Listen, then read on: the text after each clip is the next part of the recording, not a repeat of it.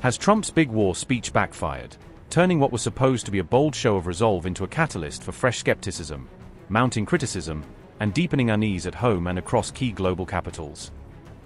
Turmoil in the markets is intensifying as the oil crisis worsens, with stocks sliding, energy prices climbing, and investors fearing that the conflict could drag on and severely damage growth around the world.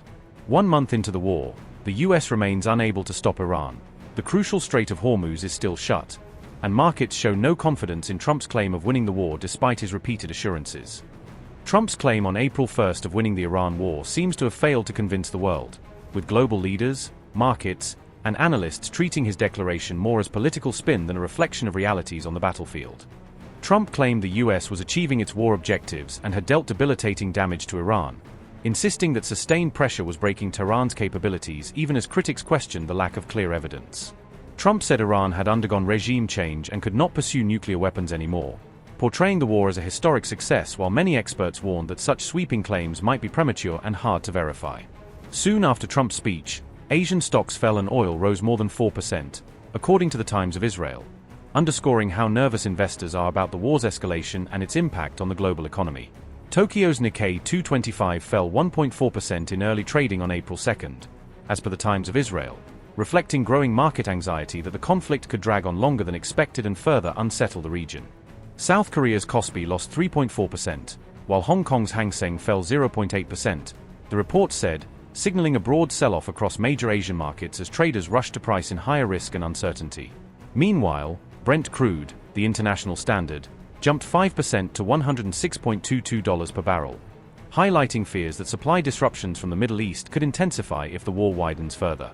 The closure of the Strait of Hormuz by Iran is also impacting global energy prices, squeezing supplies on one of the world's busiest oil routes and forcing buyers to brace for sustained volatility in fuel costs.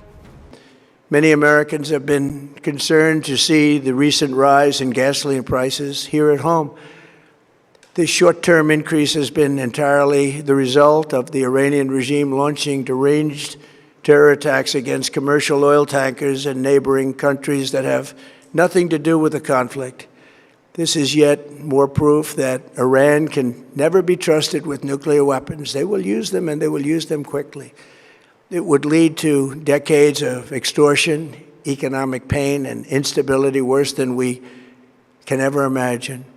The United States has never been better prepared economically to confront this threat. You all know that. We built the strongest economy in history. We're going through it right now, the strongest in history. In 1 year, we've taken a dead and crippled country. I hate to say that, but we were a dead and crippled country after the last administration and made it the hottest country anywhere in the world by far, with no inflation, record-setting investments coming into the United States, over $18 trillion, and the highest stock market ever, with 53 all-time record highs in just 1 year. It all positioned us to get rid of a cancer that has long simmered. It's known as the nuclear Iran, and they didn't know what was coming. They've never imagined it. Remember, because of our Drill Baby Drill program, America has plenty of gas. We have so much gas. Under my leadership, we are #1 producer of oil and gas on the planet, without even discussing the millions of barrels that we're getting from Venezuela. Because of the Trump administration's policies, we produce more oil and gas than Saudi Arabia and Russia combined. Think of that, Saudi Arabia and Russia combined. And that number will soon be substantially higher than that. There's no country like us anywhere in the world, and we're in great shape for the future. The United States imports almost no oil through the Hormuz Strait and won't be taking any in the future. We don't need it. We haven't needed it, and we don't need it.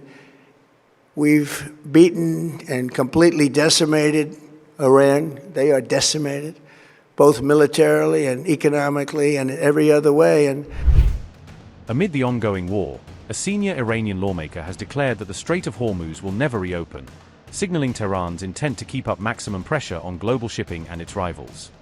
Ali Niqzad added that no negotiations have taken place and none will take place, vowing further revenge and shutting the door, for now, on any diplomatic compromise over the crucial waterway.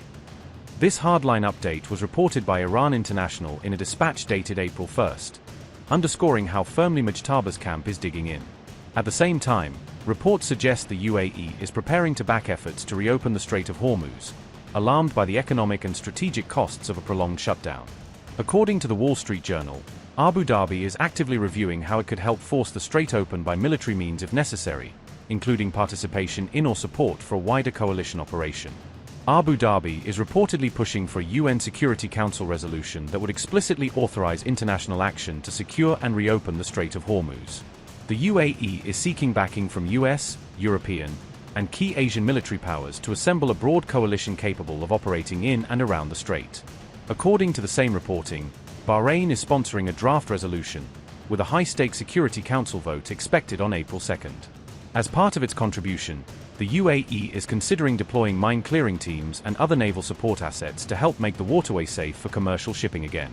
Emirati officials have also argued that the US should move to seize certain strategic islands in and near the strait, aiming to undercut Iran's ability to threaten maritime traffic in the future.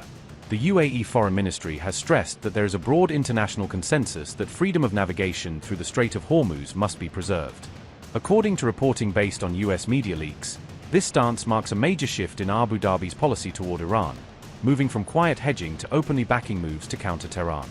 Iran's retaliation in the current war has already hit several Gulf states, with the UAE among those suffering some of the most serious economic and security fallout. Regional analysts are warning that if the UAE takes on a more direct military role in efforts to reopen the strait, it could find itself drawn much deeper into a prolonged confrontation with Iran.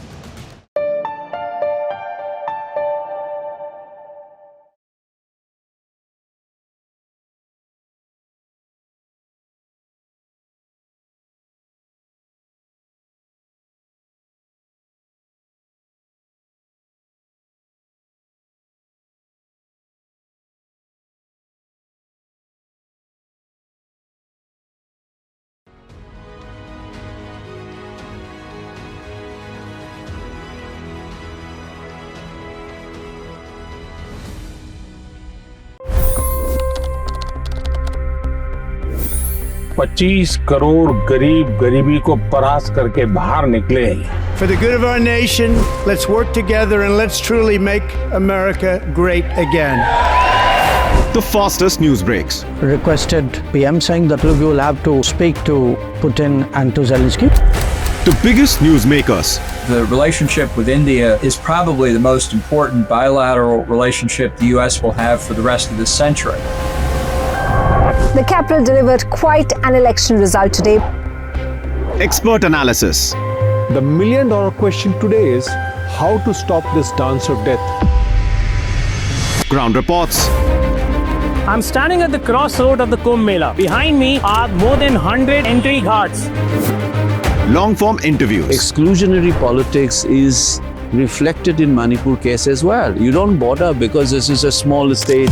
Deep dive into burning issues. It's often said DRC could be the richest country in the whole world. It's because of what sits underneath. Why exactly did the US topple the Sheikh Hasina government? HD videos. We don't just break news, we break it down.